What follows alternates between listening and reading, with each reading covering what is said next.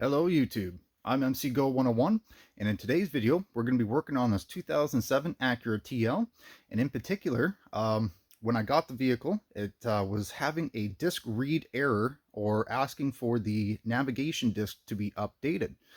Um, so I've done some major or minor body work, brakes, all that stuff. I'm now focusing on the navigation. After a bit of research, some guys did have some luck doing some work to the DVD nav unit in the trunk. Um, so I figured I'd walk you guys kind of through where I'm at and show you what I found, because this is very well a possible fix. So being a 2007, it's 15 years old. Unfortunately, things do wear out, especially electronics, and stuff gets dirty. You know how it goes. So when I got the vehicle, the navigation didn't work most of the time, but out of the 50 times I've drove it, it has worked a few times. So that kind of got me thinking. I'm like, maybe it's working, but it's not clean. Something to that effect. I'm like, maybe it's something I can just give a tune up to. Initially, I had tried to eject the navigation disc out of the back, but it was stuck. It actually made me double think if I even had a disc in there, but to have the navigation work sometimes led me to believe that the disc was in there, but it just wasn't reading properly. So what I've done is go ahead and taken out the back, as you can see in the trunk. I've already went ahead and done this. So just got to be patient. There's going to be like 5 plastic screw kind of like retainers for your carpet. So there's going to be 1, 2 in the floor, 1, 2 in the side, 1 in the upper. And then you're going to have to wrestle it back from the corner to get access to the DVD unit. What I did notice is up around this trunk pillar, the carpet seemed to split in behind, so you can actually separate it and then pull it out from there, and that'll give you a lot more room to work with. So once I got ahead and got all this to the side, you'll also have to remove the plastic here. I was able to get to the 4 screws that held the disc down. And then I have taken the unit out already. I clearly popped the top off. And to my surprise, the disc was sitting right on top. So yeah, I just temporarily plugged it back in and hit the eject button, crossed my fingers. It didn't want to eject, but I just took a very fine flathead and just kind of guided it, and the disc ejected. So here is the navigation disc that I didn't even know if I had. This is the white, I guess, Canada version. But to my surprise, check this out. Oh yeah. So even if the CD reading lens was, the CD-ROM lens reader was clean, this disc is filthy. So what we're going to do today is clean both the disc, and we're going to go in there and try and clean the eye for the lens as well. So I thought I'd make a quick video and just show you what I do and how it's done, and hopefully this will help somebody. So like I said, the disc was in there. I had to plug it back in to eject the disc. Gonna make sure the key's off, and we'll disconnect this. We'll put it back on the bench, and we'll get some cleaning materials to clean up our disc and clean up the eye on the CD-ROM. I'll be right back. All right, folks. So just skipping ahead. So once you get the DVD-ROM unit out of the back of the car, you can put it on your desk. You will have the top you'll have to remove, but first you'll have to remove this cover. It's only got a couple screws each side. Remove them, put them to the side. And when it comes to your cover, they are very, very tiny Phillips head screws. These tiny little things. Now I only had 3 that were holding the lid on.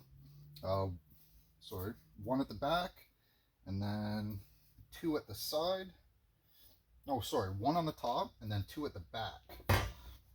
A couple at the back were starting to strip on me. So just like I said, make sure you got the proper size Phillips and put downward pressure as you turn, and they should crack loose for you. Just be patient.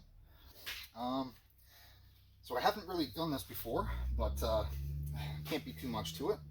Now, after seeing the CD-ROM as dirty as it is, I have a feeling that it's probably just that needs cleaning. But since we're in here, we'll give the CD lens a clean as well.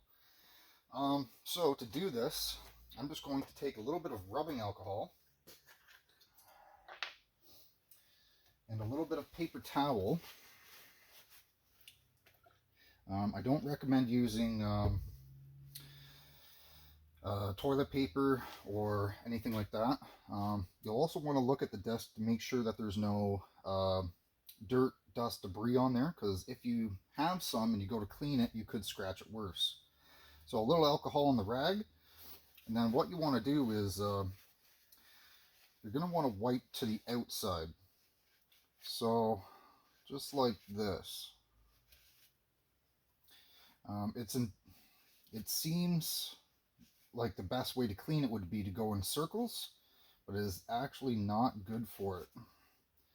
So you can see we're already getting black gunk off the CD disc. And that is better already, but we're going to keep going until it is as clean as humanly possible. So some fresh alcohol, and we'll go back around it. A little bit of pressure. You don't have to grind it or anything. But just go around the disc and move to the outside.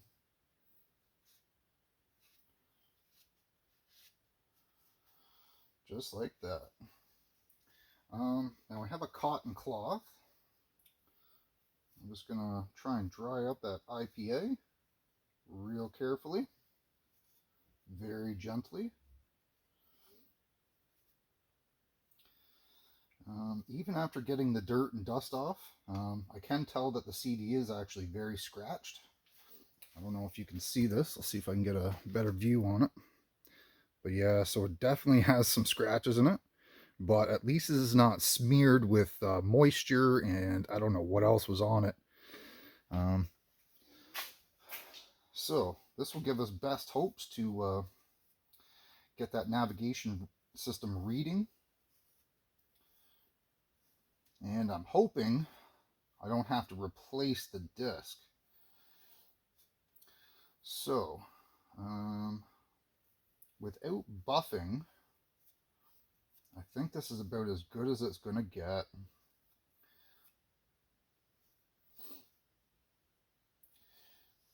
Like I said, it is better, but it is definitely scratched. But that'll give our DVD the best chance to possibly read it. Now, once you get your disc all half cleaned, or the best that you can, you're going to want to have a look inside the unit, and you're going to want to identify where the actual laser lens is.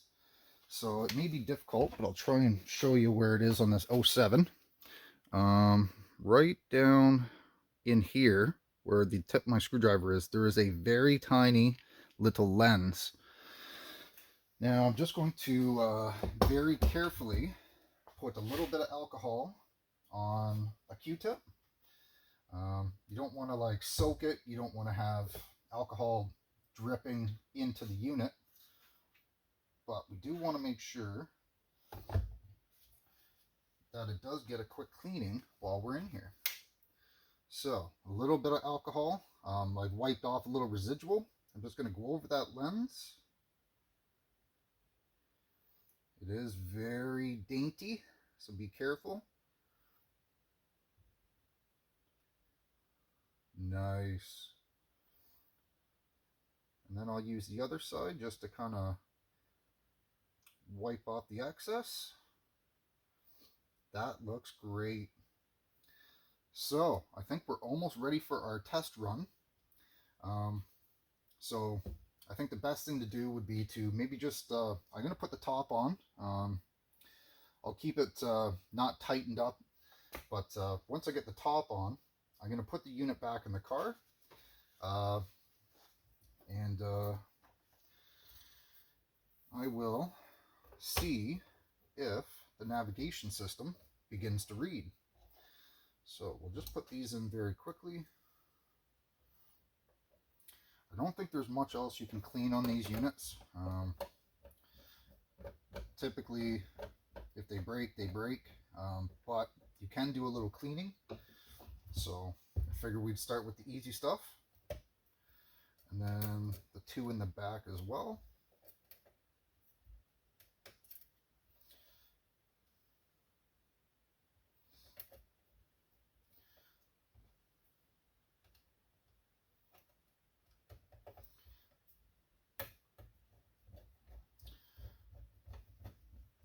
I could try it without the lid on it, but I don't want to risk getting any more dirt or dust inside the unit.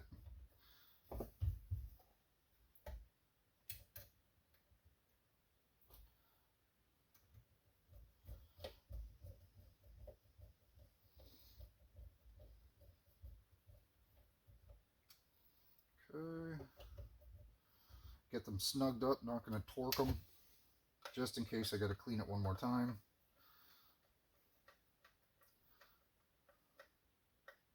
Make sure it's snug, make sure the sides are down.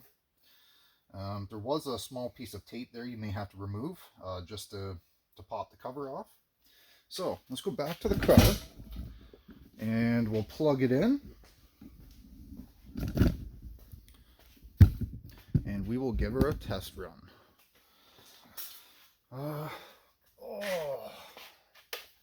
Pardon me, threw my back out.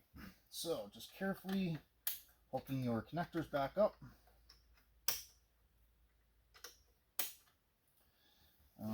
I'll have 3 green ones, 2 black ones, and a gray one on mine. Okay, so I'm just going to rest it there for a minute.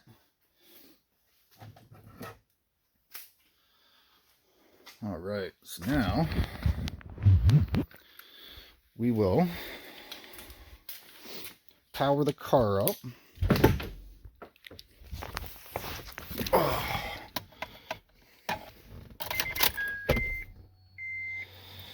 So that's going to come up, no disc, that's fine. We just want power to be able to put the disc in and see if it reads it. So we'll then take our kind of clean disc, or, well, clean the best that we could anyway. Hi, dear. And we're going to pop that into the DVD-ROM very gently. Just like so. Now we'll go back to the car and we'll see if the navigation reads. So I'll shut her down for a second.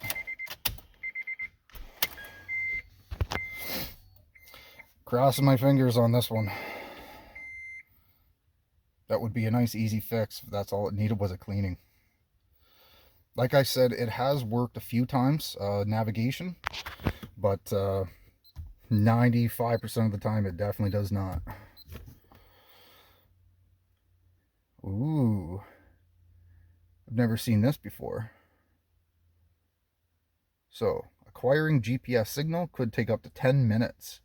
In that case, guys, I'm going to open the garage, back it up, and we'll let her run for 10 minutes and see if it can acquire a GPS signal. Bear with me, I'll be right back. Okay, so after about 2 minutes, it just flipped to this screen, which I haven't seen in a while, but we'll hit OK.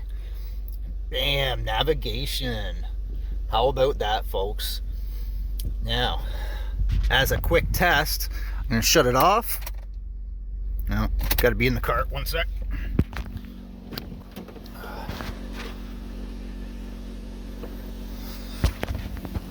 Oh, this one's got to be in gear to shut down.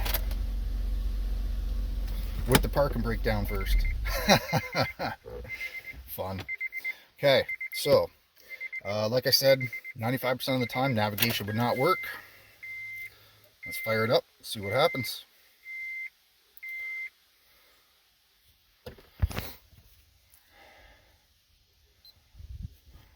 right. Route information, blah, blah, blah. Okay. Navigation. Right on. So, I think that may have fixed it. It could have been a combination of both dirty disk and a dirty lens on the CD-ROM drive. But yeah, took total of 30 minutes. Probably spent 15 of that taking the back parts out. So now all I got to do is I'm going to put the bracket back on, screw it back down. I'll pull this holder out. I'll put all the covers back on, and then all the appropriate plastic knobs. I'll get this back on, and I think your navigation, or at least mine, should be working from here on out. Again, it won't be updated, but it's better than a black screen that doesn't do anything. So yeah, guys, hopefully this helps somebody out. I had the car for 2 weeks and I hadn't had a chance to get to it. And I'm glad I looked at it, because that's a quick, easy fix that I didn't mind doing at all. Thanks for watching, guys. Hopefully this helped you out. And if you like this video, feel free to like, share, and subscribe. And we'll see you guys next time. Thanks for watching.